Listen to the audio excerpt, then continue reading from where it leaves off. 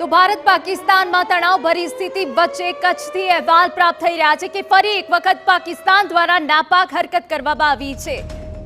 Air defence system દ્વારા કુલ 6 Pakistani drone અત્યાર સુધી તોડી પડાયા છે।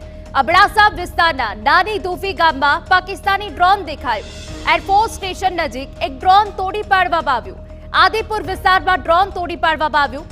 કોલેજ વિસ્તાર નજીક ડ્રોન તોડી પડાયું છે। ભારતીય સેનાએ ડ્રોન હુમલાનો જડબાતોડ જવાબ આપ્યો છે।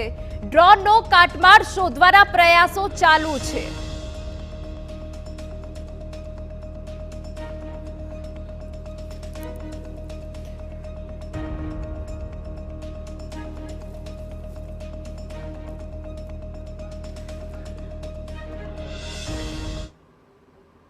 તો તમામ વિગતો સાથે જોડાયા છે અમારા સંવાદદાતા મોહિત ભટ્ટ। મોહિત, ખૂબ અગત્યની જાણકારી અત્યારે પ્રાપ્ત થઈ રહી છે કે કુલ 6 પાકિસ્તાની ડ્રોન તોડી પડાયા છે। શું વિગત આપની પાસે?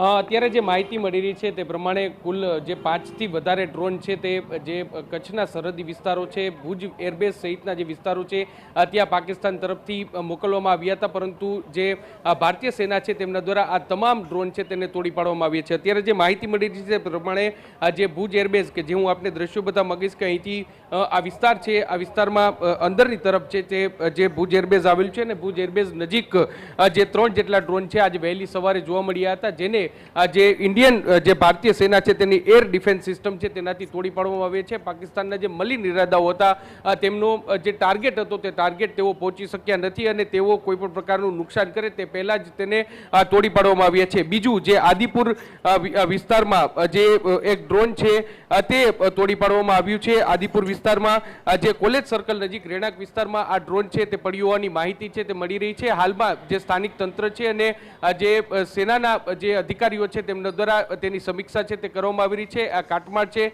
તેનો અભ્યાસ છે તે કરવાની કાર્યવાહી છે તે કરવામાં આવી રહી છે। બીજું, જે માહિતી જે સામે આવી હતી આજ વહેલી સવારે અબડાસાના દુફી ગામ ખાતે આ જે એક ડ્રોન છે તે તોડી પાડવામાં આવ્યું છે, જે નલિયા એરબેઝ સર્કલ છે તેની ખૂબ જ નજીક આવેલો આ વિસ્તાર છે અને ત્યાં પણ જે ડ્રોન છે તે તોડી પાડવામાં આવ્યું છે। હાલમાં જે પ્રકારે આજ વહેલી સવારથી 5થી જેટલા ડ્રોન છે તે આ વિસ્તારમાં જોવા મળ્યા હતા અને તેને તોડી પાડવામાં આવી છે। તેને જોતા સુરક્ષા વ્યવસ્થા છે તે સઘન કરી દેવામાં આવી છે। આ તમે જે દ્રશ્ય જોઈ રહ્યા છો કે જે સફેદ રણ જે ખાડવા વિસ્તાર છે ત્યાં જે જવાનો આ રસ્તો છે ત્યાં પોલીસ દ્વારા અત્યારે આ વિસ્તારને કોર્ડન કરી દેવામાં આવ્યો છે। ફરજિયાત અને જે વ્યક્તિ ત્યાંના રહેવાસીઓ છે તેને જ અંદર છે તે પ્રવેશ આપવામાં આવી રહ્યો છે, બાકીના લોકોને ત્યાં પ્રવેશ છે તે આપવામાં આવી રહ્યો નથી। બીજી સૌથી મહત્વની વાત, જે રીતે આજ વહેલી સવારથી પાકિસ્તાન તરફથી જે નાપાક હરકતો છે તે થઈ રહી છે તેને જોતા શહેરમાં પણ જે સુરક્ષા વ્યવસ્થા છે તે કરવામાં આવી છે। જિલ્લા કલેક્ટર છે તેમના દ્વારા તમામ લોકોને અપીલ કરવામાં આવી છે કે તેઓ બિનજરૂરી પોતાના ઘરની બહાર ન નીકળે, શક્ય બને તો આજે પોતાના ધંધા રોજગાર છે તે બંધ રાખવા સુધીની પણ અપીલ છે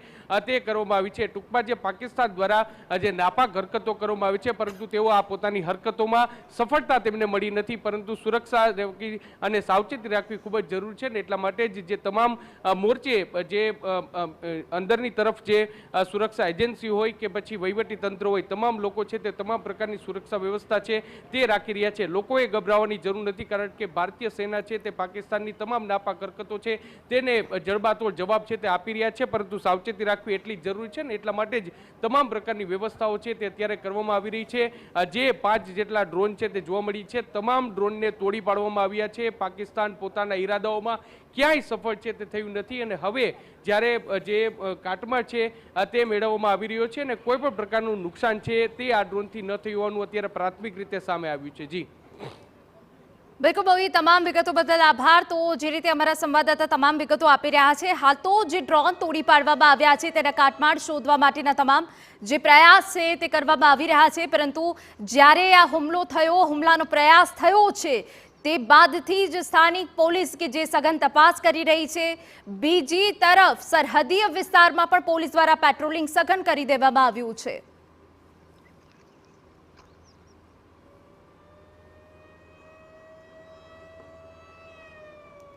તો એરફોર્સ સ્ટેશન નજીક એક ડ્રોન તોડી પાડવામાં આવ્યું, જેના દ્રશ્યો અમે આપને બતાવી રહ્યા છે।